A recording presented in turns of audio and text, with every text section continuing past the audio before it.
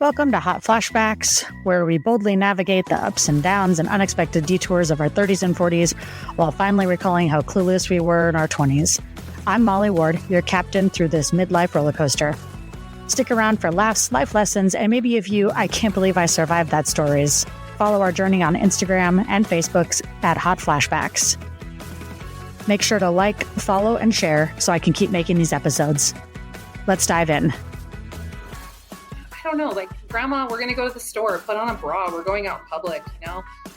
And things like that, you know? And she, I remember her telling me, I'm over 50, I can do what I want. Welcome back to Hot Flashbacks. I'm here today with my friend Rochelle. She's taking a drink of a beer. Was that a beer? No, it's a LaCroix. Okay, well, whatever. She's taking a drink of a LaCroix. Rochelle, thanks for being here today. Yeah. Why don't you tell all of our lovely listeners a little bit about yourself, who you are, where you're from, how old are you, and how old do you feel? Oh, gosh, that's an existential question. So yeah, I'm Rochelle. I am from Salt Lake City, and I don't live that far from it. I live in North Salt Lake now, so didn't make it that far as an adult. I'm 39. And 39 and a half. So, yeah. 4-0 is coming. It's stalking you. It's like looming. It's like on the horizon. I can see it. Yeah. I have 3 kids, and I have 12-year-old twins and then a 1-year-old baby. So huge gap between them. I don't know. What else? Where do you work? What do you do? Where do I work? Well, are we allowed to say where we work? I mean, if you want to, you could speak in code. Yeah, I mean, I don't care. Okay, well, I work for a university. Okay. And obviously I work with you, and that's how we know each other. And I do student health and wellness. So I have a background in public health, and that's kind of how I made my way to more of a university setting. But I've done all kinds of different prevention topics. Worked at Planned Parenthood when I was in college, and then I did chronic disease prevention right out of college, and now I'm working with college students. So that's why you're drinking a LaCroix and not a beer on a Sunday afternoon. Yeah. Okay. Because if I had 12-year-old twins and a 1-year-old, I would be drinking not 1 beer, but two beers.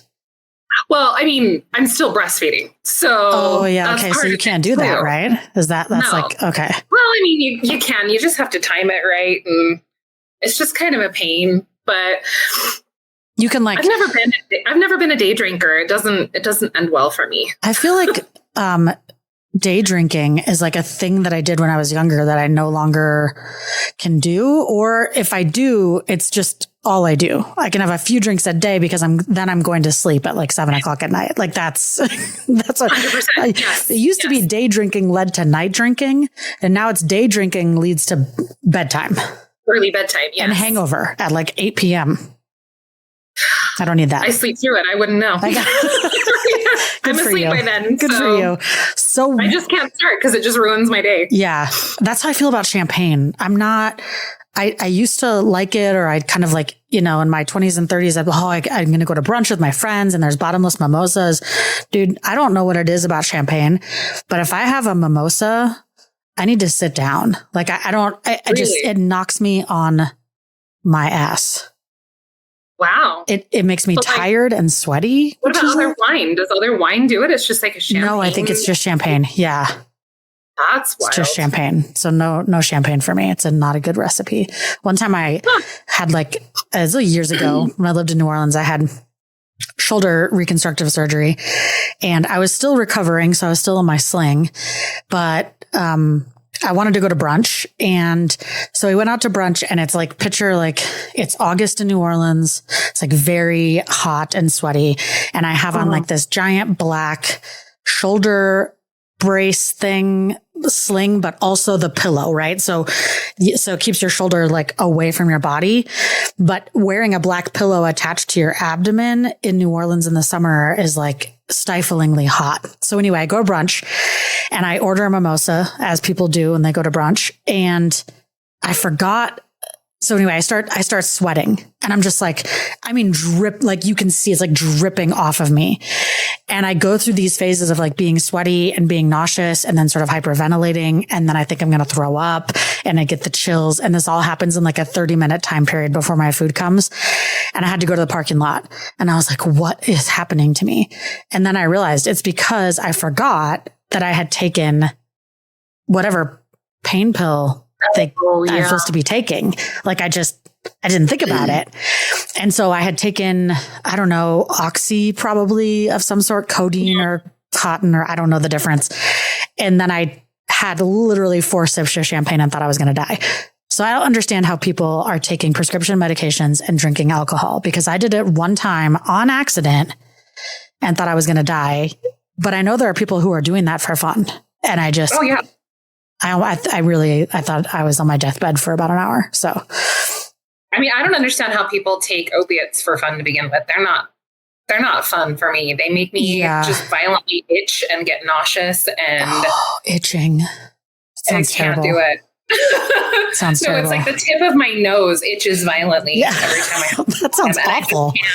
I'd rather have the pain than have like a violently itchy nose. So you're like rubbing your face into the carpet. It's like, no, one time when I had my wisdom teeth out and I would like, wake up, and I was freshman in college, actually, my mom said that my nose was like bright red, like a clown nose, because I had been just scratching it in my sleep. So I'm like, that's enough of that.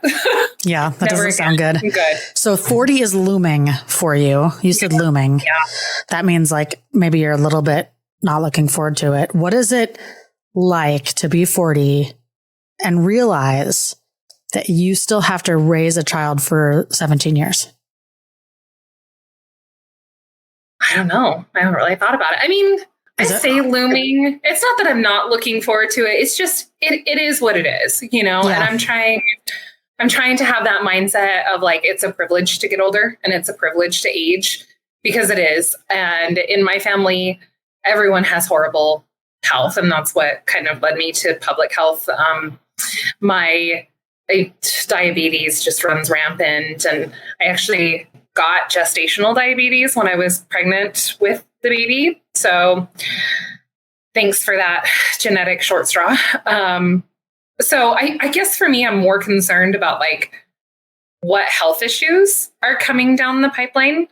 And the older I get, the more I'm like, am I getting closer to some of this stuff that I've seen my family go through? And, knock on wood, so far I've avoided it. And I do what I can to prevent it. But who knows what horrible game of roulette you've got hiding in your genetics. So that's what's scarier to me. But having a baby, I guess I just don't feel like I'm almost 40.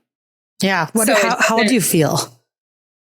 I feel like perpetually 32. Like, okay. I don't know. And I don't know why. Like, I don't know if there's some age that in your brain, it's just like, this is how old I am. And your brain never like moved along with how old you got, Yeah, perception of age is weird. Like the perception of your own age. Cause I always feel 35. Like, I don't know what happened because I'm 43. Yeah. But at some point I sort of like, maybe I stopped counting at 35. That's just how old I sort of like feel. I don't know. Yeah. Yeah, no, same. And I don't know why there's some number that your brain's just like, that's it. And I'm done. And we're that forever. Period. Yeah. It's something rampant. Like, at least yours is a nice, denominator of 5. Mine's like 32. I don't know what that year was for me, but anyway. That's interesting. So, yeah, I feel like it's less about like raising a baby and just like, I don't know. It just is what it is. Just a number. It's just a number. Yeah, whatever. And most of the time I feel like it's just a number, but occasionally I have moments where I realize like, oh, I'm that old. Do you know what I mean? And so, when you and I were talking about shooting this episode, I was thinking about how our memory works and the way that we remember things and how we start to experience memory gaps as you get older, which is a very normal phenomenon as you age. And I always thought that would happen to me when I was like 75. That's when you sort of start to not remember things, or people sort of crack jokes about how you didn't remember what happened yesterday. But it's pretty common to start experiencing memory gaps for women in perimenopause, and menopause for sure. But generally speaking, around your 40s, which, I think when you talk about some of your health issues, not yours, your family's sort of genetic health issues, my biggest concern for myself is Alzheimer's, which runs in my family. And every time I have one of these like memory moments where I'm like, why can I not remember something? I kind of have like this mini panic that like it's the beginning of the end. You know what I mean? Have you experienced memory gaps where you're like, wow, not just like I forgot my keys, but like moments of time periods that you really can't place or remember anything that happened?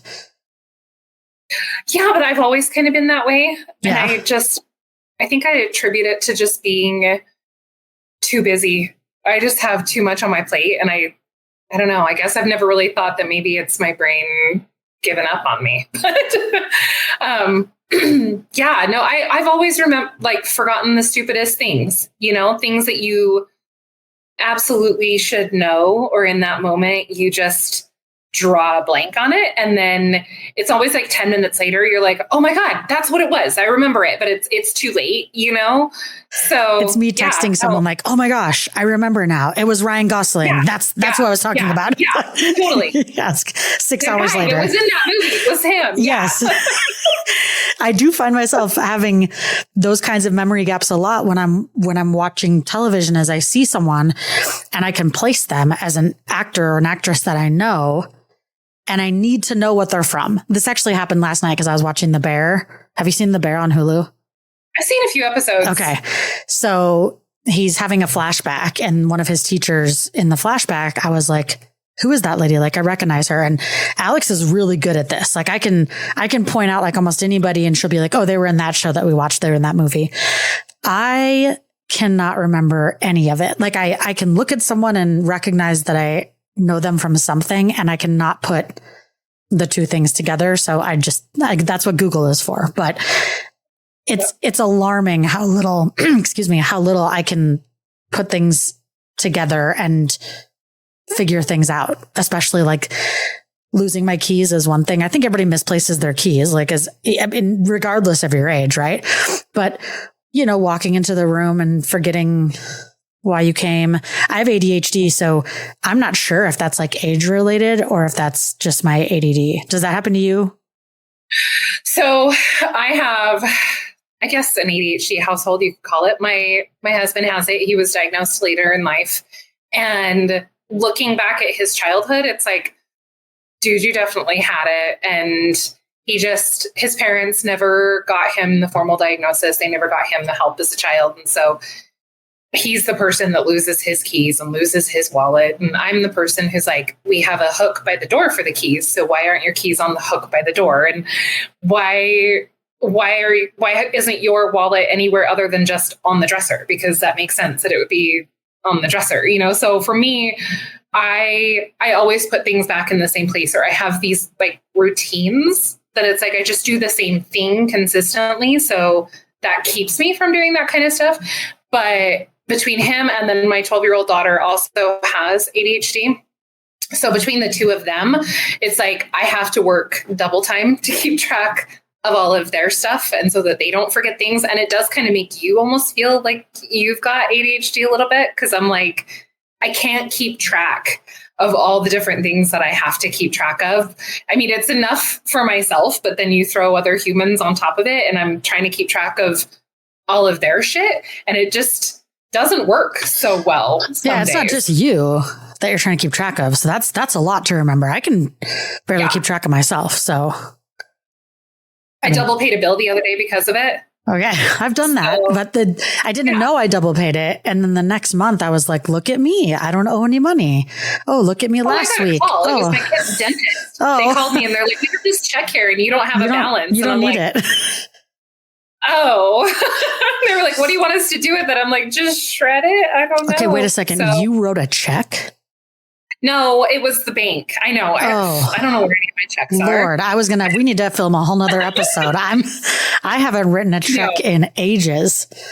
No, it was one of those bill pay things that sometimes your bank will write checks on your behalf. And I didn't really realize that's what they were doing. No, I'm really enjoying thinking about you trekking down to the dentist office and writing a personal check and dropping it off and balancing your checkbook.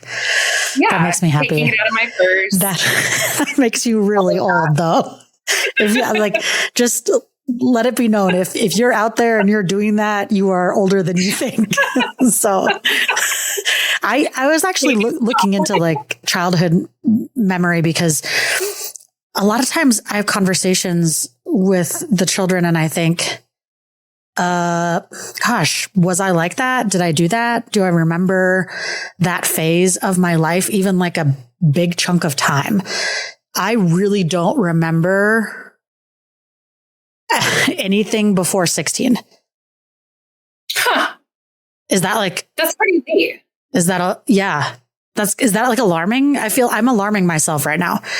I mean, a little. Yeah. I mean, it's not just that it's fuzzy. Like I have very, very few memories. And most of the memories that I do have are things that I have seen in picture or on video, not actually things I remember experiencing. Does that make sense? Yeah. So now you're questioning, like, are these my actual memories, or is this like Inception from home movies? And yeah, it's wild. I forgot that I was such a big Paula Abdul fan, but then I didn't think of that. Don't be startled. And I was at my parents' house like maybe 2 years ago, and my dad had pulled up like some old videos and pictures that he had all scanned into the computer. And I watched a video of myself singing Cold Hearted Snake, and which, by the way, is a kick-ass song. Yeah, it is. And so then I have trouble remembering, like, do I actually remember that? Or did I just, because I've seen it, it has now become a memory, which is fine. But this is how memory gets confusing, because sometimes people tell you things that happened. And so therefore you carry that with you, and then they become a memory, even if you don't remember it. That's wild. Yeah. Yeah. I run into that a lot so I'm an only child, and I had a single mom. And so I spent a lot of summers with my cousins, and just, late 80s, early 90s, we were just feral. It was just, they'd go outside and get out of our hair, and we were just roaming the neighborhood. And so now as adults, comparing notes with my cousins, they remember our childhood very differently than how I remember it. And they remember me very differently than how I guess I remember me as a child. And I'm also the oldest, which probably isn't helping matters. So I think they remember me being bossier than I was. And for me, I was just put in charge because we were at my grandma's and she was like, hey, go take care of these 3 rambunctious boys and stay out of my hair until your parents come to pick you up. And here I was with this like overgrown sense of responsibility. And I was like, okay, I'm going to take care of them. I'm going to do the right thing. And I'm going to be the good older cousin. And so now my cousins are like, you were so bossy. And I'm like, people say that fair. to me too. I was what I needed to be. So we have this conversation a lot. It's a different, like a totally different perspective of how things were shaping who you are, whether it was who you are or who they perceived you to be in that time period. Yeah. I have the kind of memory loss where like, I start to think about, like I said, because Alzheimer's runs in my family, I start to think about like, am I having like early onset, like dementia? Like I'm 43. I can't have that happen. And they say it's pretty normal to not remember anything up until the age of like 3 or 4, that's like very normal. But also they say like you can develop what they refer to as like childhood amnesia. It's not, I know it sounds very serious. It's just basically the inability of adults to retrieve their early childhood memories. It says that it's completely normal to not remember episodic experiences that occurred from ages 0 to 3 and to have sparse selection of memories that occurred before the age of 10. So that feels like more normal. Like if the kids were to say like, oh, what did you learn in eighth, when you were 8? And I'd be like, I don't know. When did you learn cursive? I'm like, I don't know. Did I learn cursive? I don't remember that. I can remember my teachers though. Can you just like remember all the teachers you've had? I remember most of them. Some of them I can't remember their names, but I can remember. You can see them. Yeah. Yeah. I think I can name every teacher I've had it until I got to like junior high when you had, 5 or 6 different teachers. Yeah. Yeah. Teachers are making an impact. That stood out. I remember them by name, but I don't remember their names necessarily. Yeah. I don't know. What about when your kids are doing homework and stuff you're thinking like, okay, your kids are in what, 7th grade, you said? Yeah. Okay. Yeah. So they're in 6th grade and they're doing some math and they come to you and you're like, oh yeah, I learned this. No? No. Why did they change math? Wow.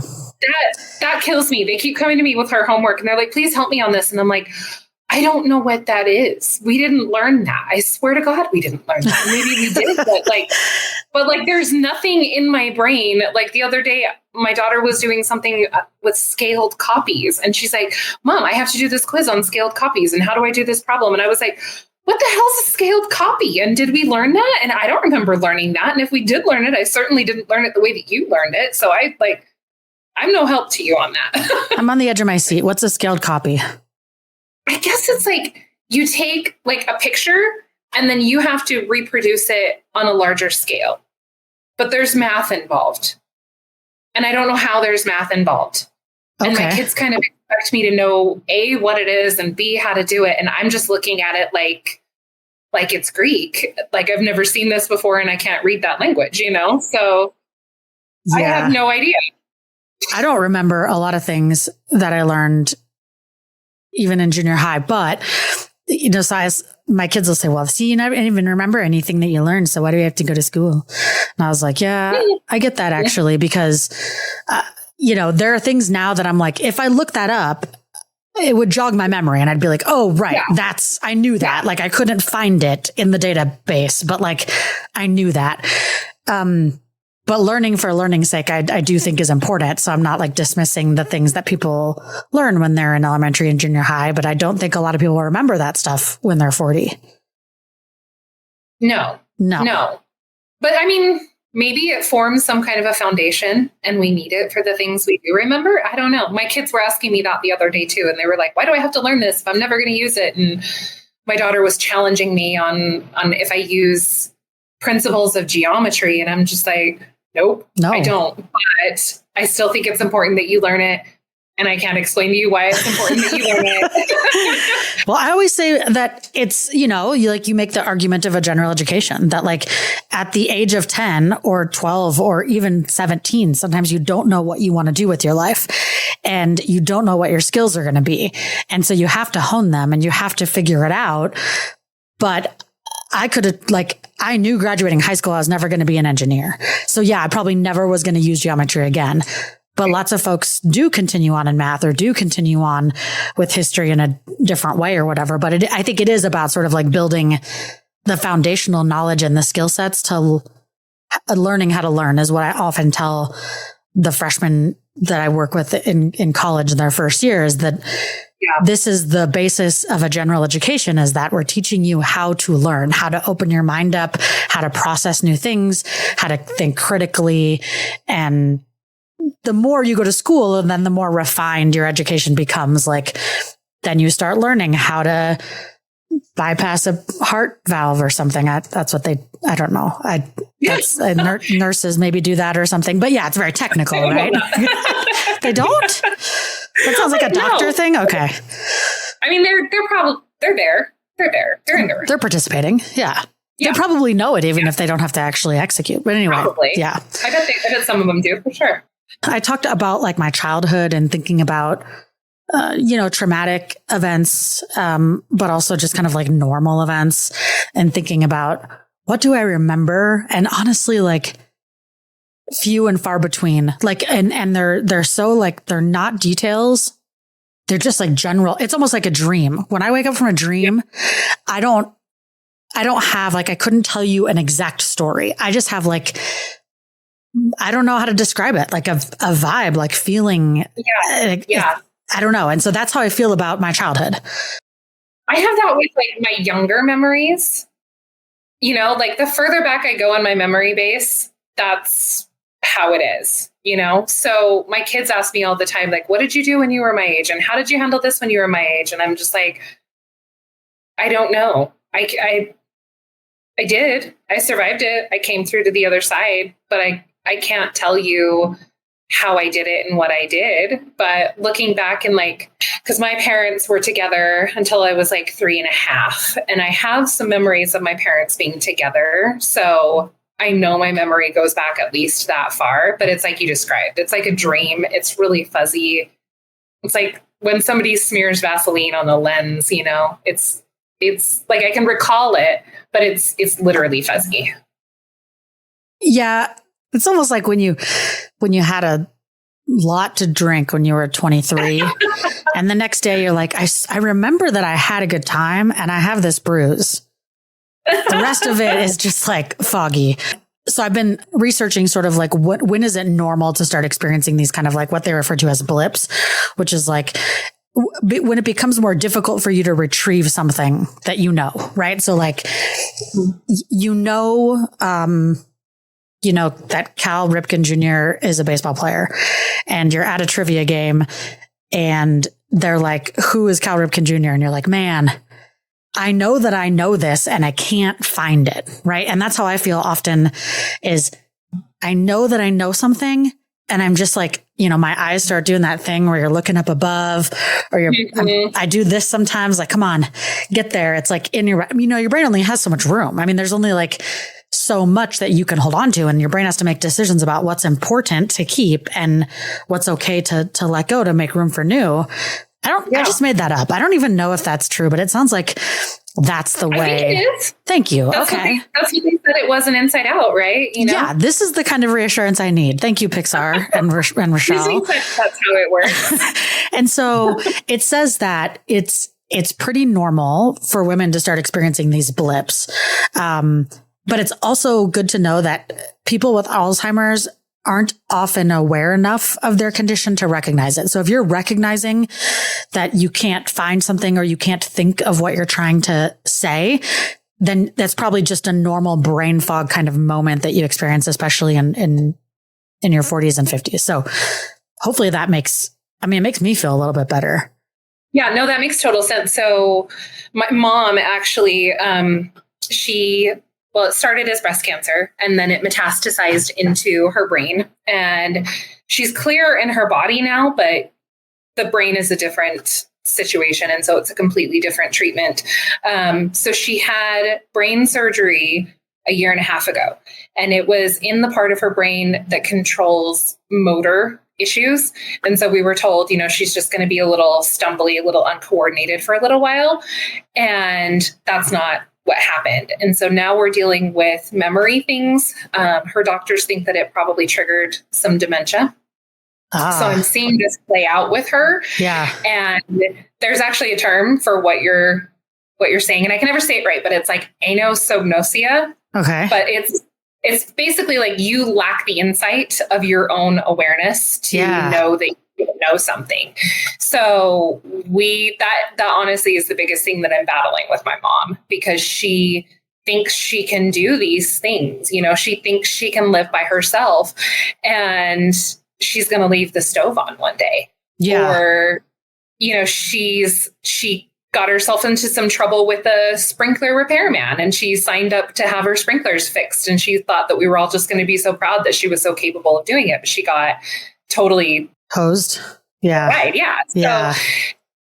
So yeah, you're totally right. When people actually have memory issues, they don't recognize that they have memory issues. And so that gives me some comfort too, because I'm like, okay, if I'm aware of my own deficits, it probably means that I'm not as bad as I think that I am. Yeah. Yeah, that makes a lot of sense. And I had never really thought about it, but knowing your own limits and capabilities, and even being able to say, like, I mean, because of my ADD, there are things that I know I shouldn't do by myself, because I'll hurt myself. Like, I try not to do a whole lot of cooking alone because frankly, I burn myself every time that I cook or I break a dish or I use sugar instead of salt or, that's just what I do. But mostly I know that I can't do like home repair projects alone because I will mess it up. I will hammer my thumb. I will break the mirror. But the awareness is that I know that I shouldn't do those things alone because I know that I'm not super capable of doing them alone without hurting myself. And so knowing that you probably shouldn't drive because you don't know how to get there is different from insisting that you know how to get there when everybody knows that you don't. And so it does say that the first signs of Alzheimer's are often forgetting how to perform activities, not necessarily remembering, your great aunt's dog's name, but forgetting how to get to the store from your house or not being able to remember really everyday kinds of things like your sister's name, right? Fumbling over something like that. But that really regular activities are what they sort of say is a first sign. And that generally those with Alzheimer's are much older than women experiencing menopause. So generally speaking, I have some time. My brain fog is fairly normal, I think. Yeah, that's fascinating. Do you have brain fog yet? All the time. Doesn't that happen with pregnancy too, though? Sometimes brain fog isn't sure. that? And yeah, that's what's hard for me to suss out because with pregnancy, you get pregnancy brain and you just feel stupid. It's like your body's it like channels resources to grow this human. So it's like you don't need to think, you need to grow this human, and then postpartum, it's the same thing. Your brain is channeling other energies into other avenues and then you're not sleeping and then you're stressed out and there's all these other things. And so part of me is like, is this postpartum stuff? Is this the fact that I'm almost 40 and I'm like, am I in perimenopause? Who knows? Because I'm postpartum and I'm breastfeeding and I don't get normal cycles right now anyway. So right. I don't know. And then the other fun thing is I get migraines. And so I get migraines with aura. So they're like the risky, scary kind where you convince people periodically that you're having a stroke and people panic. So when you say fun, what you mean is terrifying. yeah. Terrifying. It's great. They're great. And, it depends. Like sometimes I'll have some really freaky neurological stuff that comes along with it. And other times I'm just like, oh, great. I've got a blind spot. I need to go home. I can't see out of one eye, but then I get brain fog for a few days after a migraine. So if I start getting them a lot, then I'm super foggy a lot. And that really impacts your ability to just function, and get through your day and be a parent and go to work and do all the things. So I don't know. It's hard for me to tell what's going on at any given time, but yes, my brain is foggy. I feel like this is how people, and I'm not trying to give anybody a pass, but this is how people leave their infant in the car and go to work. Yeah. Right. Yeah. Like this kind of brain fog is this kind of, you're doing the same thing you do every day, right? Like I experience it, and I'm sure a lot of people experience it when you're driving, where it's like you just pulled into your office or your place of employment and you think, wow, I couldn't tell you how I got here. Like you're in that autopilot and you're able to just get where you need to be. And then you pull in. And so it makes me think that I could see, as terrifying as it is, how people go about their daily life and think that they brought their kid into the daycare, but really didn't. And then just think, oh, I must have done that because I do that every day. And so then they just go to their office and their kid is like, suffocating in the back of their car. That was really sad. Yeah. I'm sorry. I should we take a minute? But, yeah. Sorry. I do that all the time. Because I have such a long commute. So, it takes me about 35 minutes to get to work, which, could be worse. I can't complain. But by the time I get there, I'm like, I have no memory of driving here. And that happens often. Or on the way home, I'm like, okay, I've got to remember to stop and get gas because I really don't want to do this on my way in tomorrow. And I make it all the way home and I'm in the driveway and I'm like, well, son of a bitch, I'm not turning around and going and get gas now, And so then I have to remember to do it in the morning. But yeah, you do. You just drive on autopilot. And how many It's wild, really. It would there are moments where it's totally wild, where I get somewhere, or you're on autopilot going somewhere where you don't need to be going. I get in the car and I'm going to go, to this restaurant. And then I find myself like, oh, wait, I'm at work. What am I doing? Turn around. I'm going the wrong way. It's crazy how much you can do without actually even really thinking about it sometimes. Yeah. Or the number of times that you recall information that you just haven't had to use for a long time. The other day I caught myself giving somebody my old work phone number. And I'm like, I haven't worked there in a decade. Why am I have worked here. Where is that coming from? How long have I? So I've been here since 2015. My gosh. So going on almost 8 years. Okay. I think you started right after I did. Okay.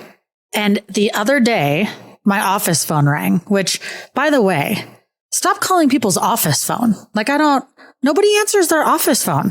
So just call my cell phone. So I pick up the phone and I answer it and I say, Tulane University, 11 Burnick Center. I haven't worked there in 9 years. Why am I saying that? Why? Where did that come from? And I often find myself when my phone rings at work, which doesn't happen that often, thankfully, thinking of saying, thank you for calling Applebee's on West Point. How can I make you my neighbor today? Why? Wow. Why does that even still pop in my head? And I haven't worked at Applebee's since 2001. I don't understand where these things come from. Or like you said, you remember something that you're like, how did I didn't even care to retrieve this. And here it is. Why? I mean, I still know all the words to Salt and Peppa's Push. It's a good song. Yeah. But if you ask me right now to say the lyrics, I probably couldn't. But if the song was on, I could sing every word of that song. Yeah, that's one of my weird talents. Right. Remembering all of these songs that, where is it in my brain? Your brain has to get rid of some information to make room for more. And apparently my brain has preserved song lyrics because we will go on road trips and I know all the lyrics to all these songs that I had no idea that I knew. And my husband's just like, why do you know this song? Do you really like this song? I'm like, no, I don't know why that's in there. It's just there. And it's just like osmosis or something. Turns out I knew all the words to Fiona Apple's Criminal. I don't know why. It would be sort of a crime for you to not be able to sing all of the words to Baby Got Back. I mean, I feel like that's at our age, if you can't sing Sir Mix-a-Lot's Baby Got Back, that there's something wrong with you. Yeah. Okay. At least we... Well, and you know what? It does serve a purpose for me. Yeah. I think one of the best parts of being a parent is getting to mildly embarrass your own children. I live for that. So being able to sing Baby Got Back and just watching my children want to crawl inside themselves. You've earned that. Yeah. Yeah. I'm 100% that mom. And then I've been trying to learn the new slang so that I can just mess with them. Because I feel they don't like it when you use their words. No, they don't. And I'm really hoping that it makes it uncool and it kills it right there. No. So I'm going to be using it a lot more. So I'm working on it. It's when they say the words, it's natural. When we say it, it's we're trying. Sometimes I plan it out. Yeah. Okay, I'm going to say this. I camp that up on purpose. I know. It's crazy.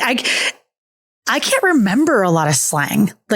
There are some words that I think have stuck around and kind of come and go. Cool and awesome have been things that people have said for ages or rad or, but, and some of those things have come and gone. But the kids these days, they're saying some things that I'm like, I don't think that I had that kind of interesting slang. Does the internet have something to do with the way this kind of thing is spreading? Because I don't remember having all these different words.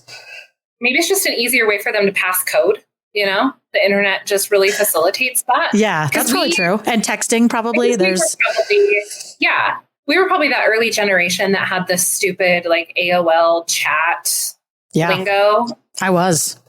It was dumb at the time. And I've been trying to think of what our slang was. And I really can't remember a lot of it. I guess the closest I can think of is if Polly Shore's lingo dispersed among our population. That would have been the closest thing that we had to it. I remember like typing things that were different than things I would say. Like if you were typing, you would on AOL, you would type BRB because you were talking to someone and you had to go do something, but you were going to be right back. Or TTYL, you know, because you were signing off, like I'll talk to you later. Talk to you later. But the number of slang terminology that these kids have, I mean, there's probably 10 different things they say in a day that I'm like, I don't know what that is. No, they just make stuff up. And I think it does spread fast because of the internet.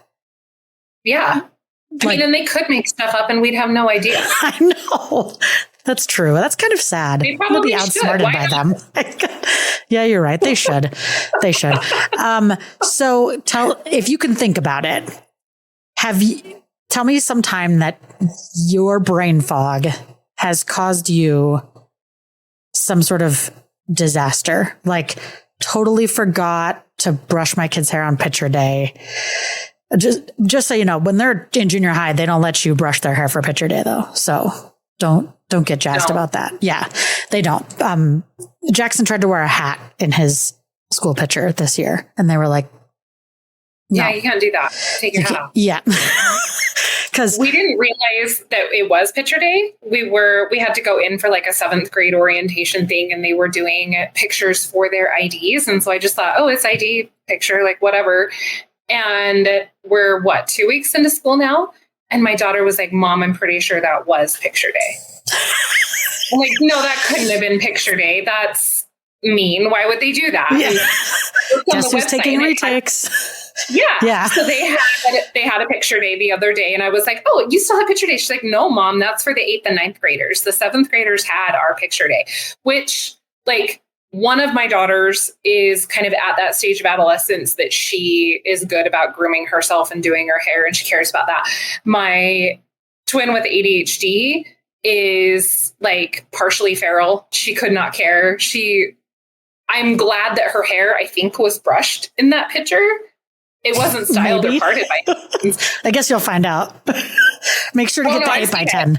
Okay. I've seen it. I haven't ordered them. I've seen it. Oh, that was the coolest though. Picture day. Like you didn't know what you were going to get. Like you would take your school picture and then like 11 weeks later, your parents would get it in the mail and you'd be like, oh my God, what did it turn out like? Now you just like, you see it right away.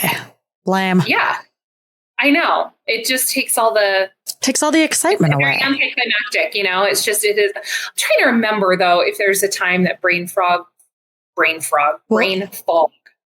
internet is telling me that there are some things you can do to help engage your brain and keep it sharp. So I need to know which of these activities, if any, you're engaging in. Number 1, crossword puzzles. No. Okay. They make me feel dumb. Do you do it? No, I just think they're boring. Number 2, play phone games. Yes, that I do. You do? Okay. What do you play? I don't know why, but I like those ones that you can create. It's almost like creating order, you know? So you like organize things and match things together, which like makes you feel like I'm a much more organized person than I probably actually am. But, you know, it gives you a sense of like what? Like microcosm of order. There's like a weird microcosm of like matching games. You merge things together and you match them up and you make things like nice and tidy. And I see myself getting excited about like a phone game where I'm putting all the canned goods and condiments in a pantry in some sort of an order. Is it like that? It probably exists. Yeah. I need that. Okay. I'm sure it does. So yeah, that kind of stuff where I really don't have to think about it. And I think for me, the games at the end of the day are just a way for me to like turn my brain off. Yeah. Yeah. Okay. Number 3. Take a vigorous walk daily. Vigorous. I, as the wellness person, just say you do it. I should say that. I do take a lot of walks, and it's something that we do as a family. I try to do that. Okay, good. See, okay, you're 1 for. No, wait, you're 2 for 3. Two okay. For 3. Reading novels. I used to read a lot of novels. Does audiobooks count? So I don't think it counts. It's probably the actual like reading thing. That matters, I think it's the reading part. Yeah. Okay. So 2 out of 4. Take up ballroom dancing. This is a very specific. That's what it says. It just says here. Okay, so here are some recommended activities to engage your brain and keep it sharp during memory fog times. So, dancing. Are you? I am so uncoordinated. It's not even. It's not a possibility. No, like I remember one time in college, we went to a family's wedding and I was dancing with my grandpa and he's like, Rochelle, thank God you're getting a degree because your future is not dancing. This is not your path. And I'm like, yeah. Let's digress for a second about dancing though. No, this is important because I don't know what happens. I hope my friends don't out me after this episode. Like I used to be able to dance and now it's like, I don't know what it is. It's like, I don't know how anymore. And I look like an idiot. I look like a 40-year-old. I look like someone's mom dancing. What happens to us? Okay. So I used to be able to like jam when I was 28, like shake my butt like people did, I guess. And now I just dance like a mom. Like it's like a rite of passage to just start dancing like a mom at some point. I don't want to be that person. That's just all I got now. I've never been coordinated. I've never been the dancing person. I'm the person that people just make fun of when they're dancing. And that has been me my entire life. So that could also be me and I just don't know. As much as just maybe alcohol was helpful. True. Okay, so I am not a human. No ballroom dancing. I feel like this next one on our list of ways to help your brain stay fit, you probably do, and it's journal positive experiences. No, you don't do that. I feel like that's something you would do. No. You have like I'm trying. Okay, I'll take that back. I don't journal. I'm trying to keep a positivity jar. Okay. With my kids. Yeah. And we're failing miserably. But the intention was that as good things happen to us throughout the year, we would like write them down and put them in a jar. And that was more for my daughter with ADHD, because it turns out, especially with girls with ADHD, the emotional self-regulation is more difficult for them. And my theory is, at least with her emotions are one of the things that she has trouble with, her impulsivity and controlling. And so she feels an emotion, she just runs with it, and she can't self-regulate that. So I'm trying to get her to focus more on the positive, but it's probably a good thing for me. I am a realist to a fault. It is not in my nature to default to the positivity. I really like this idea of like writing positive things down in general. I started a gratitude journal. I took a 4-month break. I don't know. Last night I started again. This is how it is to have ADD. But the thing is, I did it for a period of time. And now I'm doing it again. But also we have this jar and we ask the kids to like write experiences down and put them in the jar, whether they're trips or things we did or fun that we had, like the same idea, right? That like you write down these positive things or like something really funny that happened that day that you're probably not going to remember in 5 weeks. And then on New Year's Day, we go through all of our experiences for the past year and then we vote on which one was the best, just for fun. But this year, I hope you're listening. No one has put anything in the jar. So I don't know. It was going good for a while, but I was doing like 80% of the work. And I got to a point where I was like, I'm not doing 80% of this anymore. And now there's 0% happening. Yep. I don't even think that was literally what we were doing. And I'm looking at my jar right now and all the slips of paper in there are from me. I don't think anybody else in my family has put anything in there. And I even have a notepad and a pen next to it. Same. Same. I would cut up little pieces of paper, scrap paper, and give them pens. And at dinner, I'd make them write something down from the week. Or like we'd get back from vacation. I'd be like, here are 4 pieces of paper. Like write on them something fun that happened this week. And this is what we'd open them up on New Year's Day. And we'd all like spread them out. So everybody would have like 20 and we'd take turns reading them. And I'd open mine and I'd be like, snorkeled, And I'm like, really? So there was no context. Really? That's the note? I like snorkeled. Can we not? I don't know. You told us to write down something fun. Okay, Jesus. Okay, so journal positive experiences. The last one is learn a foreign language. So I did like years and years of Spanish all throughout like junior high and high school. And the best I got is Spanglish. So it's okay. I want to do that. I want to take more Spanish classes. And, I work for a university. I've got easy access to it. I should do that. So no, but it's on my list of things that I want to do. Yeah, it does feel like a really good way to challenge your brain, especially if you just do like, I don't know, Babbel or something where you spend 30 minutes every day online, just like practicing or learning Italian or something. That learning a language is probably a really good way to exercise your brain. Yeah, I should try that. I think the part of your brain that learns a language is also connected to learning music too, isn't it? I've heard that somewhere. Really? So maybe learning an instrument is probably like the same kind of mental flexibility. Yeah. Also something I cannot do. I was going to say, yeah, I've never played an instrument in my life. So, okay. So when's your birthday? So you're turning 40 in how many days? I don't know. January 29th, end of January. Oh gosh. Okay. Yeah, you're getting there. So September, October, November, December, 5 months. Yep. Okay. So as we close out today, I need to know, what are you most looking forward to about getting older? I remember my grandma telling us all the time when she would do embarrassing things or things that we were just like, I don't know, like, Grandma, we're going to go to the store, put on a bra, we're going out in public, And things like that, and she I remember her telling me, I'm over 50, I can do what I want. She's not wrong. It was kind of ghetto, Yeah.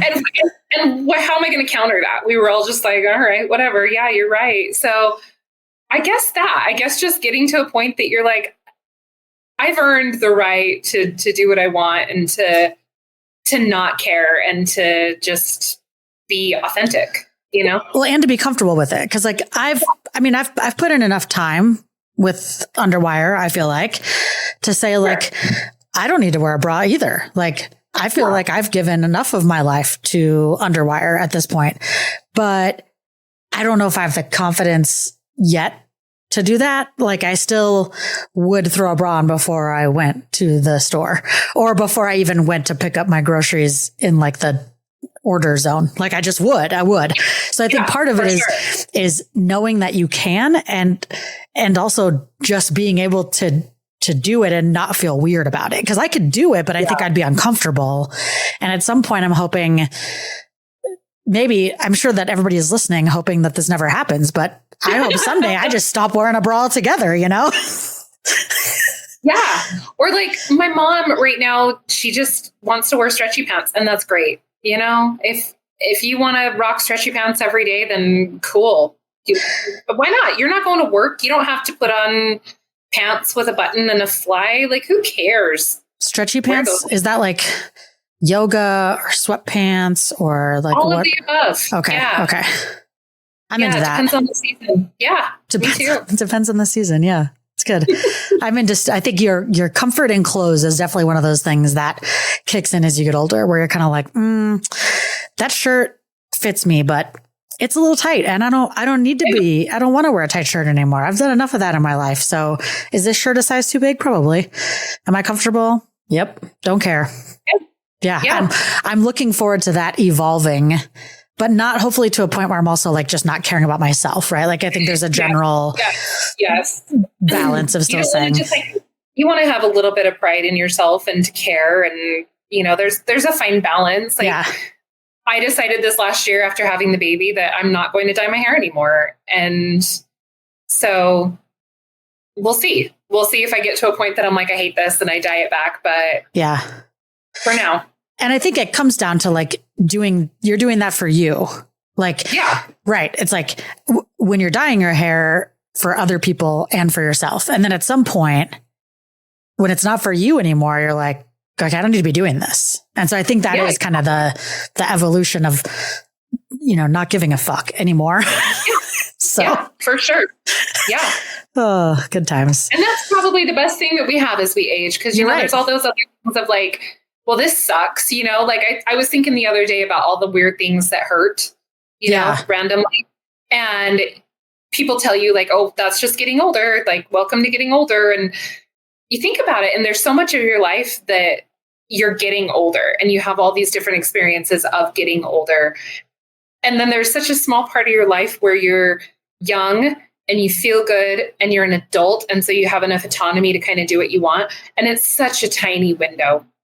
So the majority of our adult years are spent aging in some way, and we just have to learn to live with it. So maybe the best that comes with it is not giving a fuck. Yeah. And that's great.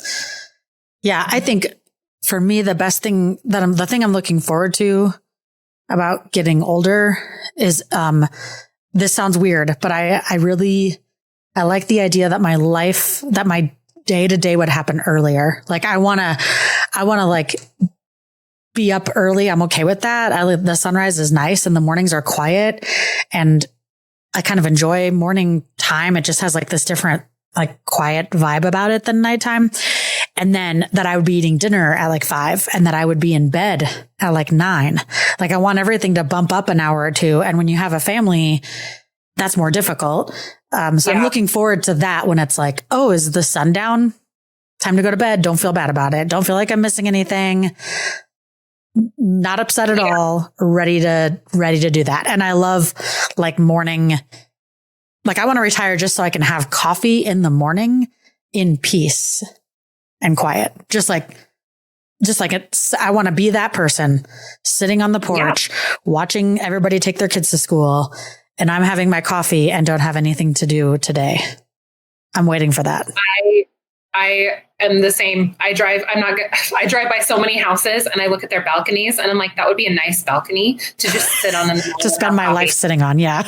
Yes. I have these thoughts as I'm like driving around random neighborhoods, or I'm like, that's a nice porch. Yeah. I bet that would be shady in the mornings, I feel like I never really needed a porch, but as I get older, I think more and more about how when I retire, I'm going to need a porch. Like that's what I'm going to need, because where else am I going to spend my time? Where are you going to do your yelling from?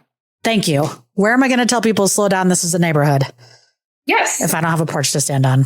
Mercy. That's what they're for. Well, Rochelle, thank you for chatting today and joining me. It was really lovely to talk to you. Well, thanks for having me. This is Hot Flashbacks. We're out. Want more?